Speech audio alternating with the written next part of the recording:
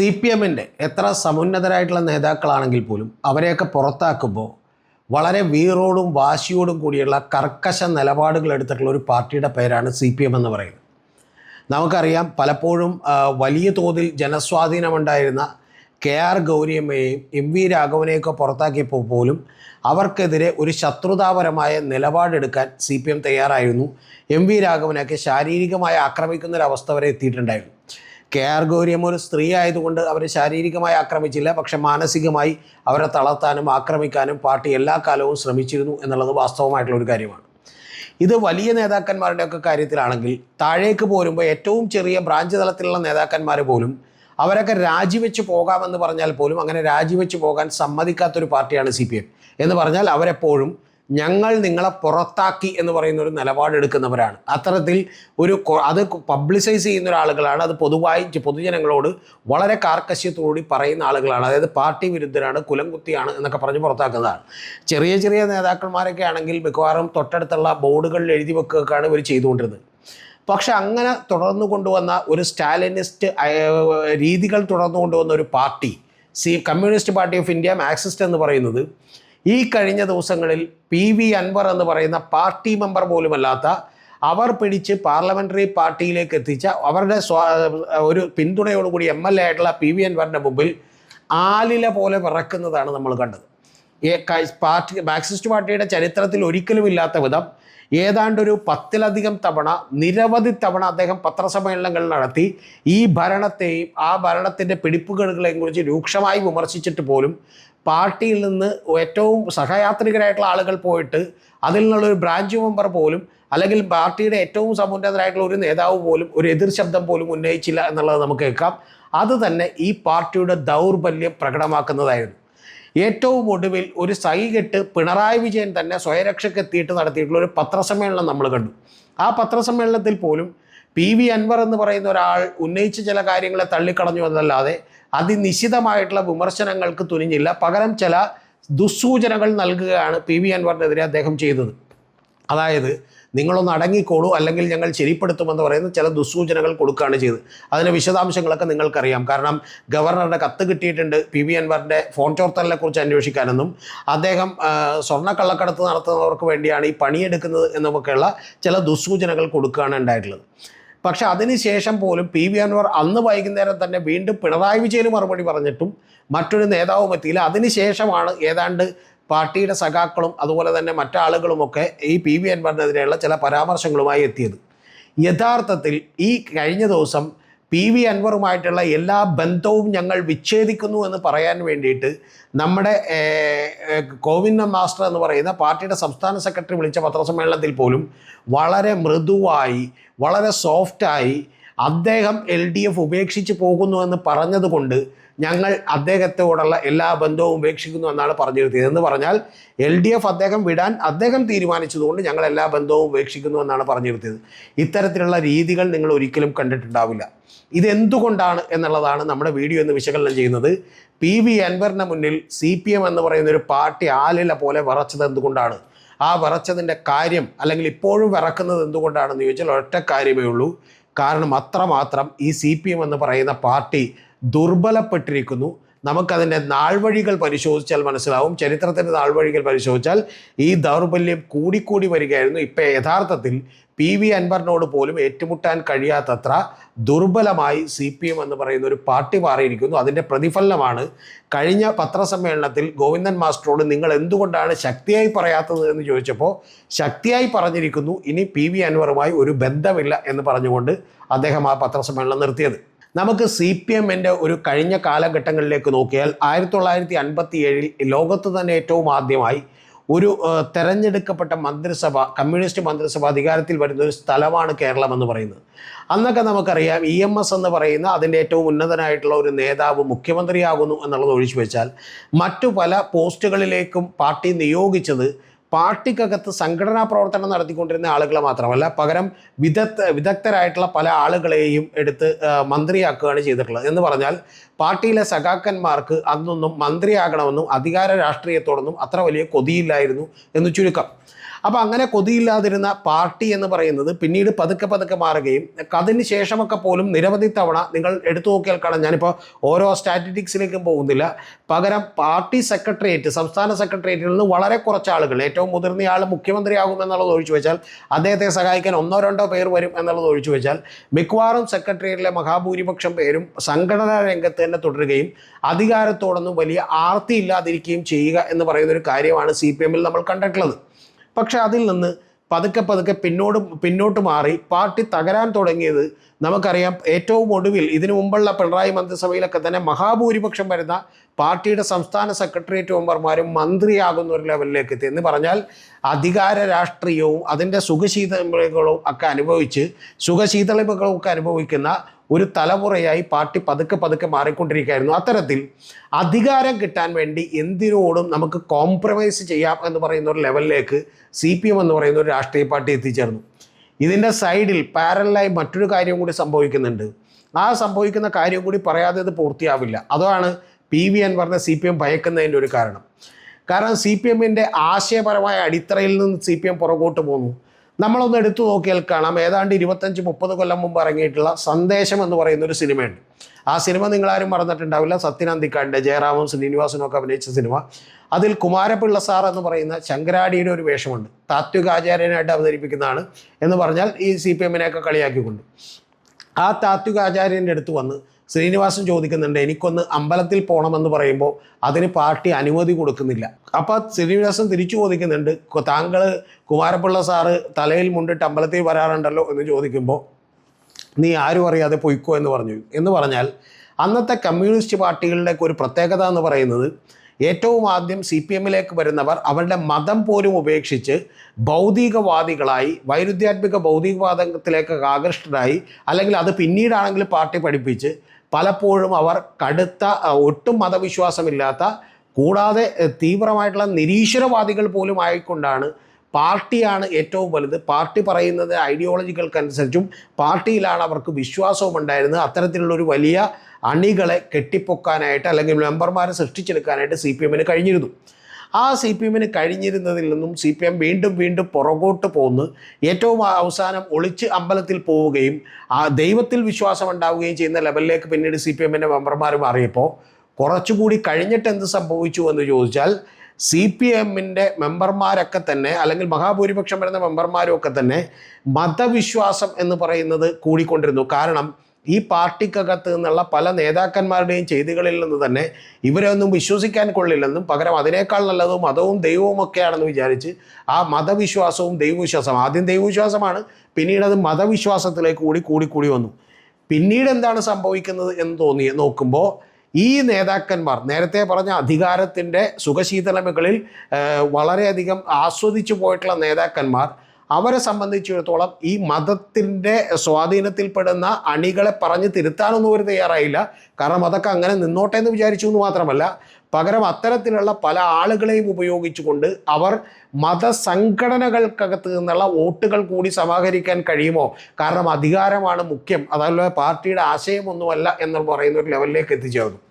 ഇതിനി അടുത്ത ഘട്ടമാണ് ഏറ്റവും പ്രധാനം. കാരണം ഈ അധികാരത്തോടുള്ള അത്യാർത്തിയും, നേരത്തെ പറഞ്ഞ തങ്ങളുടെ പാർട്ടി മെമ്പർമാരിൽ മഹാഭൂരിപക്ഷം പേരും ദൈവവിശ്വാസികൾ പോലുമല്ല, അങ്ങേറ്റത്തെ മതവിശ്വാസികളും ഏറ്റവും കുറഞ്ഞ പക്ഷം പിന്നീട് മതസംഘടനാ വിശ്വാസികളും ഒക്കെയായി മാറിയതിനു ശേഷം പാർട്ടി കണ്ടെത്തിയ അടുത്ത വഴി എന്ന് പറയുന്നത് സമ്പന്നരായിട്ടുള്ള ആളുകളെയും അതുപോലെ മറ്റു തരത്തിൽ സ്വാധീനമുള്ള ആളുകളെയും ഒക്കെ തന്നെ ഈ പാർട്ടിയിലേക്ക് ആകർഷിച്ച് അവരെ മാറ്റിയെടുക്കാനല്ല പാർട്ടി ശ്രമിച്ചത്, അല്ലെങ്കിൽ ഒരു സമൂഹത്തെ ഒന്നടങ്കം മാറ്റിയെടുക്കാനല്ല, അവർ വഴി ഒരു പാലമിട്ടുകൊണ്ട് പാർട്ടിയുടെ ആശയങ്ങൾ അവരിലേക്ക് എത്തിക്കാനല്ല, പകരം അവരുടെ കൊള്ളരുതായ്മകളും മോശം കാര്യങ്ങളും എല്ലാം ഇങ്ങോട്ടെടുത്തുകൊണ്ട് ആണെങ്കിൽ പോലും ഞങ്ങൾക്ക് അധികാരം കിട്ടിയാൽ മതി എന്ന് പറയുന്ന ഒരു ലെവലിലേക്ക് പാർട്ടി എത്തിച്ചേർന്നു.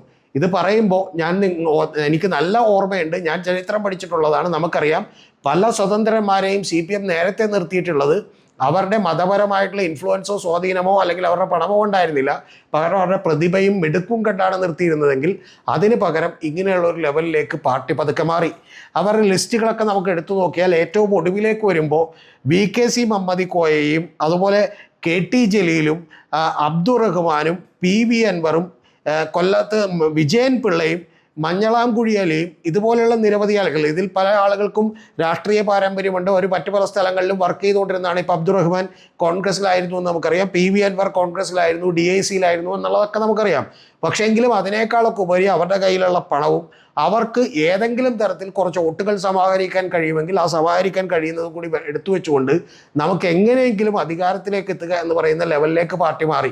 അതോടൊപ്പം തന്നെ പാർട്ടി ഒരു കാലത്തും സ്വന്തം ഐഡിയോളജികളും സ്വന്തം ആശയങ്ങളും ഒന്നും അവരിലേക്ക് എത്തിക്കാൻ ശ്രമിച്ചതുമില്ല. ഇതിനാകെ അപവാദമായി നമുക്ക് പറയാവുന്നത് സെബാസ്റ്റ്യൻ പോളിൻ്റെയൊക്കെ കാര്യത്തിൽ മാത്രമാണ്. അദ്ദേഹം സ്വതന്ത്രനായി വന്നപ്പോൾ കുറച്ചുകൂടി ഒരു മിടുക്കുള്ള ആളുകളെ നോക്കി വെച്ചിരുന്നു. പക്ഷെ അപ്പോഴും ചില സാമുദായിക പരിഗണനകൾ കൂടി നോക്കിക്കൊണ്ടാണ് പാർട്ടി വെച്ചത്. ഇനി ഇതും കൂടി കഴിഞ്ഞതിന് ശേഷം നിങ്ങളൊന്ന് ആലോചിച്ച് നോക്കണം. പണം മാത്രമുള്ള ഇന്നസെൻ്റ് പോലെയുള്ള ആളുകളെയും അതുപോലെ കൊല്ലം പോലെയുള്ള ഷുവർ സീറ്റുകളിലേക്ക് മുകേഷിനെ പോലെയുള്ള വളരെ മോശപ്പെട്ട പ്രതിച്ഛായയുള്ള ആളുകളെയുമൊക്കെ പാർട്ടി എടുത്തു വെക്കുന്നതിനാണ് ഒരു പ്രാധാന്യവും കൊടുത്തത്. അപ്പോൾ എന്ത് സംഭവിച്ചു?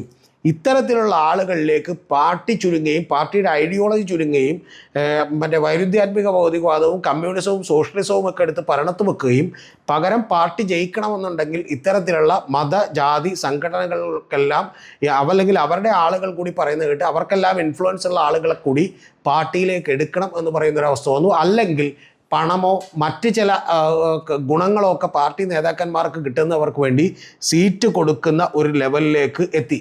അപ്പോൾ ആ ലെവലിലേക്ക് എത്തിയതിൻ്റെ ഭാഗമായിട്ട് നമുക്കറിയാം, ഈ കൂട്ടത്തിൽ കടന്നു വന്ന ഒരാളാണ് KT ജലീൽ എന്ന് പറയുന്നത്. അദ്ദേഹം പഴയ സിമി പ്രവർത്തകനാണ്.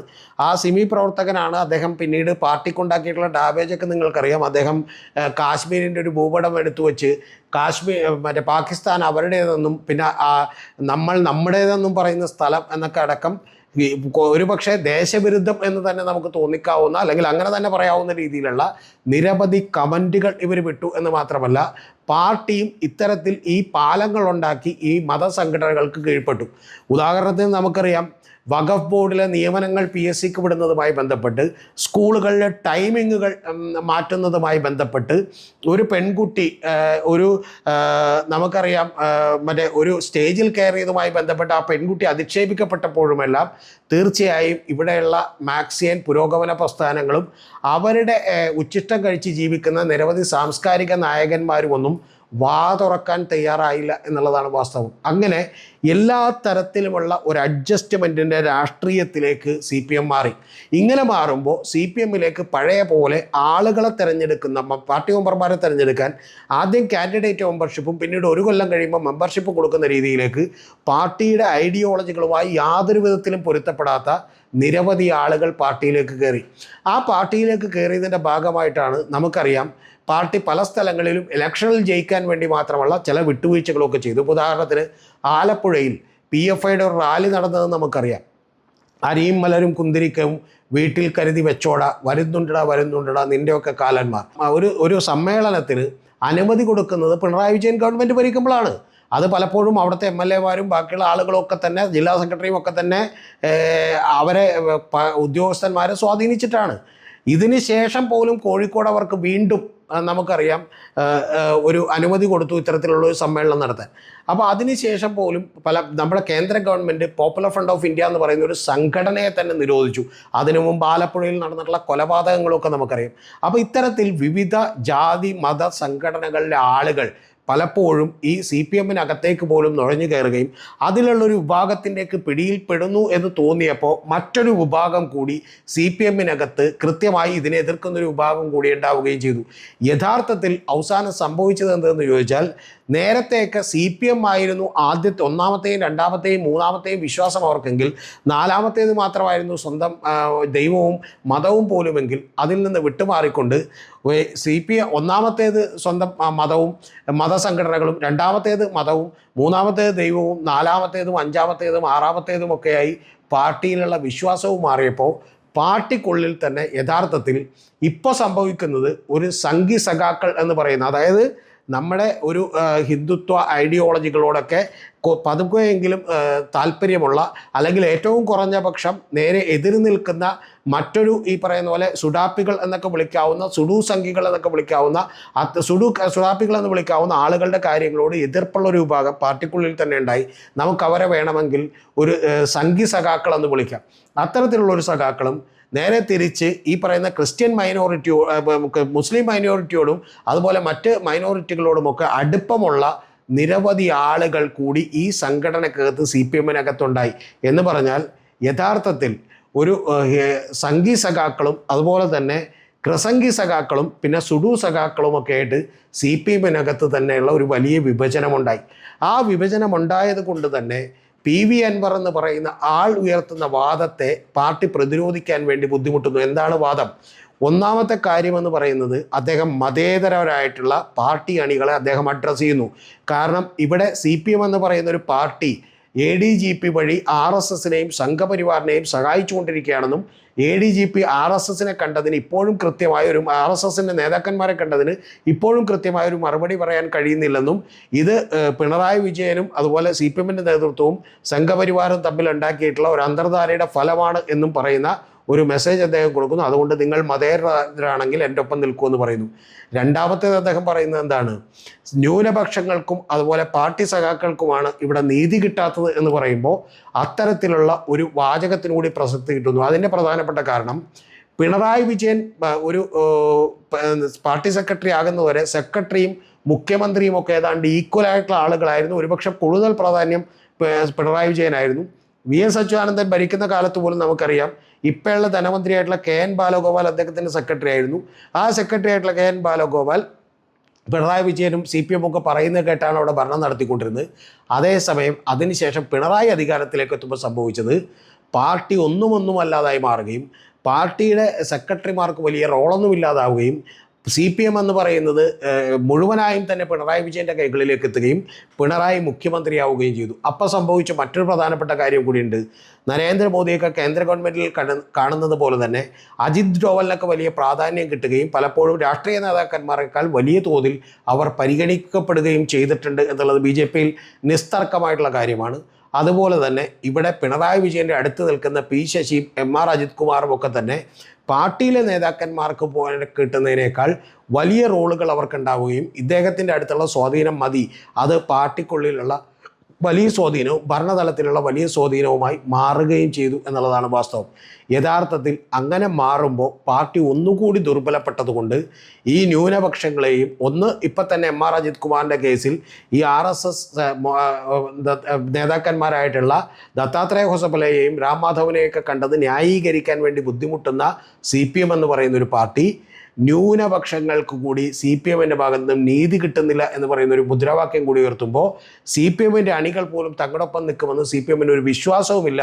ഞാൻ നേരത്തെ പറഞ്ഞ പോലെ അവർ കുറേ കൂടി മതവിശ്വാസികളും മതസംഘടനാ വിശ്വാസികളും ഇത്തരത്തിൽ വിഭാഗീയമായ ചേരിതിരിവുകളും വർഗീയമായിട്ടുള്ള ജാതിപരവും മതപരവുമായിട്ടുള്ള ചേരിതിരിവുകളും പാർട്ടിക്കകത്തുണ്ട് എന്നറിയാവുന്നതുകൊണ്ട് ഒരു സ്ട്രോങ് ആയ സ്റ്റാൻഡ് എടുക്കാൻ കഴിയാത്തൊരു പാർട്ടിയായി CPM മാറിയിരിക്കുന്നു. യഥാർത്ഥത്തിൽ CPM-നകത്ത് തന്നെ സുഡു സഖാക്കളും സംഘി സഖാക്കളും വന്നിരിക്കുന്നു എന്നുള്ളതാണ് യാഥാർത്ഥ്യം.